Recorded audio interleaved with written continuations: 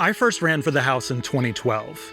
Heading into that election, House Democrats had lost the majority, Paul LePage was governor, and Republicans controlled all of state government.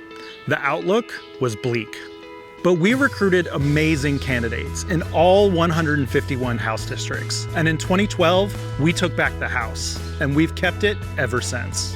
In 2018, we expanded the Democratic majority to 33 seats. And for the first time, the House Democratic Caucus is now 55% women, and women in the House now chair 50% of the legislative committees. That success is due to the incredible people we had step up in their communities to run for office.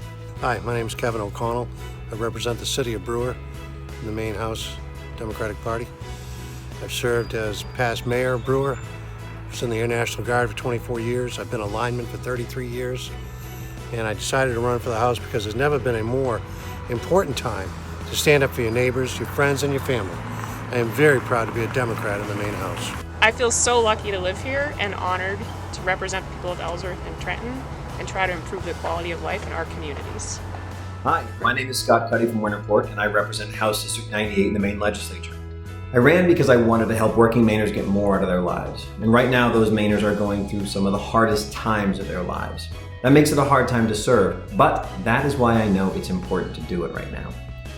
It may sound trite, but it is both an honor and a privilege to represent the people of House District 98. I ran for office so I could serve the people of Arundel, Dayton, and Lyman. It is an honor and a privilege to wake up each morning and get to do what I do. I can't imagine a more important time than right now to serve the people of Maine. And apart from grandparenting, this is the greatest job in the world.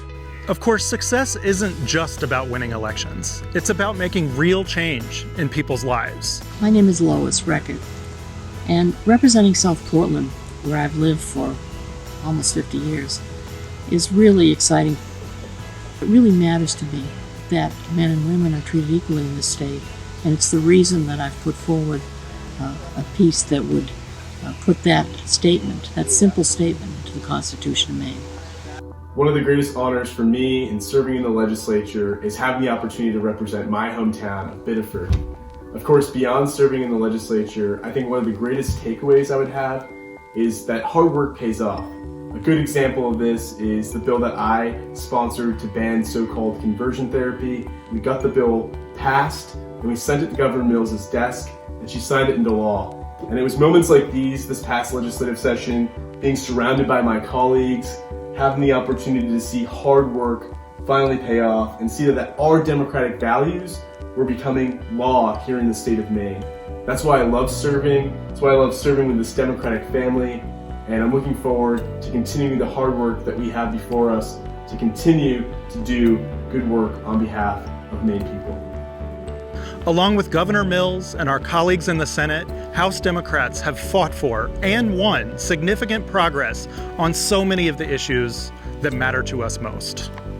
Issues like championing criminal and juvenile justice reform and making sure Mainers have access to affordable housing, fighting for quality public education for our kids, and reducing the burden of student debt, expanding access to affordable and quality health care, passing pay equality for women and paid time off for workers, honoring our veterans and enacting automatic voter registration, welcoming new Mainers into our communities and into our workforce, expanding access to broadband, fighting for clean and renewable energy, and finally, making government functional again.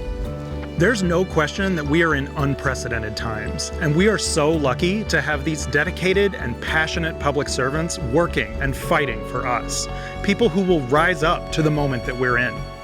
When the legislature adjourned in mid-March, I wondered about our homebound seniors, about our medically vulnerable.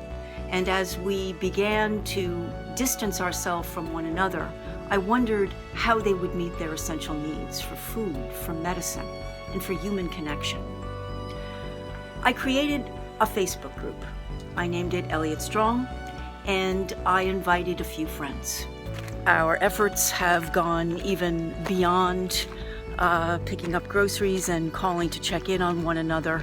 We've had birthday celebrations where kids would stand at the end of their driveway and hundreds of cars have filed by, singing and honking their horns. It's really heartwarming. I'm really hopeful that this sense of community that we're building extends far beyond this time that we're living through, and that we always know we're here for one another.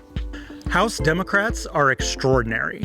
They come from every background, every profession, and every corner of the state. They make remarkable sacrifices to serve and to make progress for the people of Maine. And the thing is, they're just getting started.